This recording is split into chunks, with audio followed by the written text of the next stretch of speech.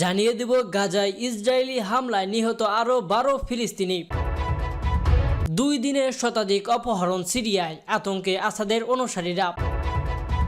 আরও জানিয়ে দেব গাজায় যুদ্ধবিরতির পুনরায় শুরু করতে মিশরের নতুন প্রস্তাব। সর্বশেষ জানিয়ে দেব ইউর স্পষ্ট বার্তা, গাজা হত্যাকাণ্ড বন্ধ করুক ইসরায়েল। শুনছিলেন সংবাদ শিরোনাম, এবার জানিয়ে দিব বিস্তারিত। তার আগে অনুরোধ থাকবে, আমাদের চ্যানেলে যদি আপনি নতুন হয়ে থাকেন অবশ্যই আমাদের চ্যানেলটি সাবস্ক্রাইব করে রাখবেন এবং পুরো ভিডিওটি দেখে কমেন্টে জানিয়ে দিন আপনার মূল্যবান মতামতটি। গাজা ইসরায়েলের হামলায় আরও 12 জন ফিলিস্তিনি নিহত হয়েছেন, এদের মধ্যে কয়েকজন নারীও রয়েছেন।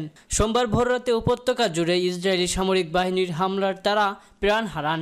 গাজার স্বাস্থ্য মন্ত্রণালয় সূত্রে জানা যায়, সোমবার ভোর থেকে ইসরায়েলি হামলায় কমপক্ষে 12 জন ফিলিস্তিনি নিহত হয়েছেন।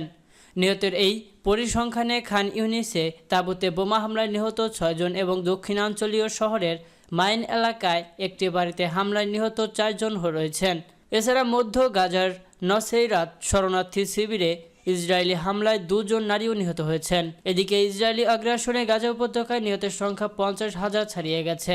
গাজার স্বাস্থ্য মন্ত্রণালয়ের বিজ্ঞপ্তিতে বলা হয়েছে, ইসরায়েলি বাহিনীর হামলায় রোববার গাজায় মোট নিহতের সংখ্যা 50,021 জনে এবং আহতদের সংখ্যা 1,13,274 জনে পৌঁছেছে।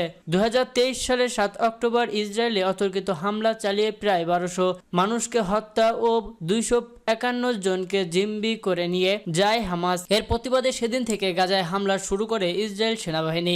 দীর্ঘ 15 মাস সামরিক অভিযানের পর যুক্তরাষ্ট্র ও আন্তর্জাতিক সম্প্রদায়ের চাপে গত 19 জানুয়ারি গাজায় যুদ্ধবিরতিতে সম্মত হয় ইসরায়েল। কিন্তু যুদ্ধবিরতির প্রথম ধাপের মেয়াদ শেষ হওয়ার পর গাজা থেকে সেনা প্রত্যাহারের প্রশ্নে হামাসের মতনৈক্যকে কেন্দ্র করে গত 18 মাস থেকে গাজায় ফের বিমান হামলা শুরু করে আইডিএফ।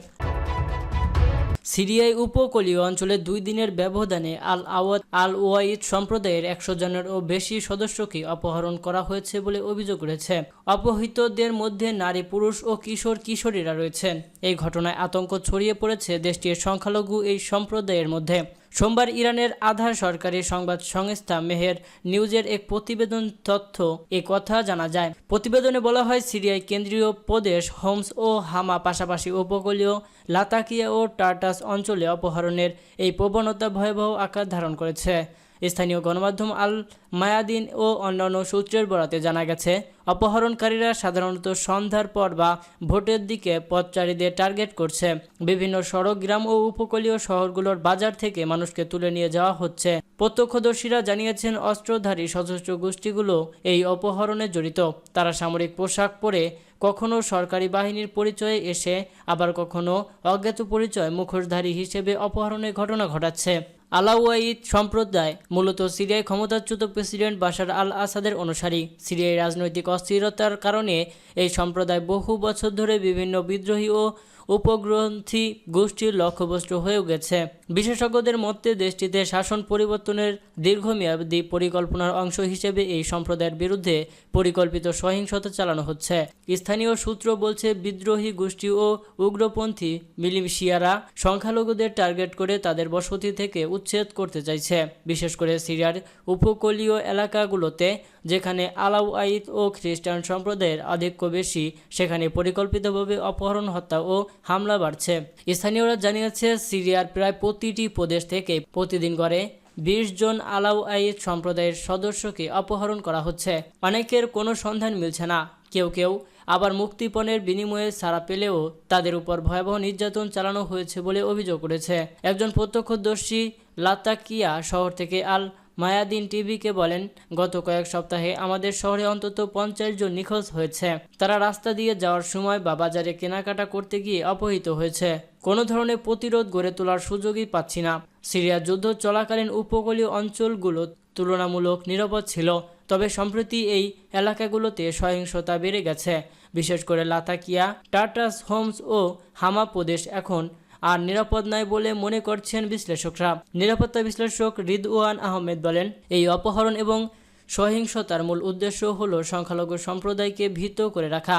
এটি কেবল বিভিন্ন কিছু ঘটনার অংশ নয়, বরং সিরিয়ার রাজনৈতিক ও সামরিক পরিবর্তনের একটি দীর্ঘমেয়াদী কৌশল। এদিকে সিরিয়ার সরকার এখন পর্যন্ত এই অপহরণের বিরুদ্ধে কোনো আনুষ্ঠানিক পদক্ষেপ নেয়নি, তবে স্থানীয় আইন শৃঙ্খলা বাহিনী ও গোয়েন্দা সংস্থাগুলো কয়েকটি তদন্ত শুরু করেছে বলে জানা গেছে। গাজায় যুদ্ধবিরতি চুক্তির পুনরায় কার্যকর করার লক্ষ্যে গত সপ্তাহে মিশর একটি নতুন প্রস্তাব দিয়েছে। সোমবার নিরাপত্তা সূত্রের বরাতে রয়টার্স এ খবর জানিয়েছে। গত মঙ্গলবার গাজায় ইসরায়েলের বিমান ও স্থল হামলা পুনরায় শুরু হওয়ার সহিংসতা বৃদ্ধির পর এই প্রস্তাবটি তৈরি করা হয়েছে। সূত্রগুলো রয়টার্সকে জানিয়েছে, মিশরের পরিকল্পনায় হামাস প্রতি সপ্তাহে 5 জন ইসরায়েলি জিম্মিকে মুক্তি দেওয়ার পরামর্শ দেওয়া হয়েছে এবং প্রথম সপ্তাহের পর ইসরায়েলের দ্বিতীয় ধাপে যুদ্ধবিরতি বাস্তবায়ন করবে। নিরাপত্তা সূত্রগুলো জানিয়েছে, যুক্তরাষ্ট্র এবং হামাস উভয়ই এই প্রস্তাবে সম্মত হয়েছে, কিন্তু ইসরায়েল এখনও কোনো প্রতিক্রিয়া জানায়নি। সূত্রগুলো জানিয়েছে, মিশরের প্রস্তাবে মার্কিন গ্যারান্টির সমর্থনে গাজা থেকে ইসরায়েলের সম্পূর্ণ সরে যাওয়ার সময়সীমা চাওয়া হয়েছে, সেই সঙ্গে সমস্ত জিম্মিকে মুক্তি দেওয়ার সময়সীমাও এতে অন্তর্ভুক্ত রয়েছে।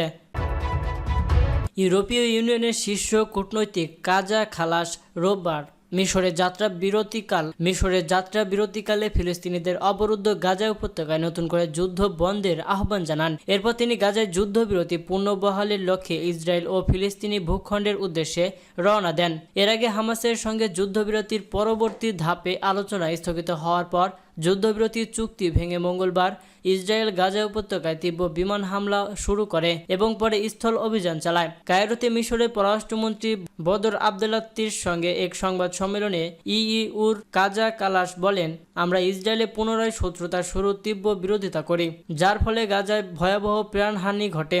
এই হত্যাকাণ্ড বন্ধ করতে হবে। নতুন যুদ্ধে উভয় পক্ষই হেরে গেছে।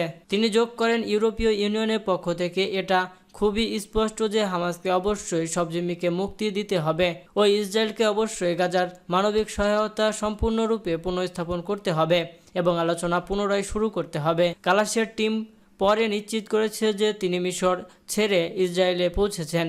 তার কার্যালয় জানিয়েছে সোমবার সেখানে এবং ফিলিস্তিনি অঞ্চলগুলোয় আলোচনার সময় তিনি অবিলম্বে যুদ্ধবিরতি জিম্মি মুক্তি চুক্তির সম্পূর্ণ বাস্তবায়নে ফেরত আসার আহ্বান জানাবেন। গাজায় এবং সমগ্র অঞ্চলে মানবিক সহায়তার নিরবচ্ছিন্ন প্রবেশাধিকার এবং টেকসই বিতরণের গুরুত্বও তুলে ধরবেন কালাস।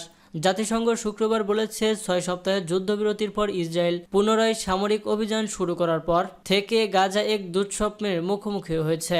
গাজার স্বাস্থ্য মন্ত্রণালয়ের তথ্য অনুযায়ী ইসরায়েলের হামলায় এখন পর্যন্ত 50,021 জন ফিলিস্তিনি নিহত হন এবং 1,13,274 জন আহত হয়েছেন। তবে গাজার সরকারি গণমাধ্যম দপ্তর জানিয়েছে, ধ্বংসস্তূপের নিচে হাজারো নিখোঁজ ব্যক্তিকে ধরলে নিহতের সংখ্যা 61,700 ছাড়িয়ে গেছে।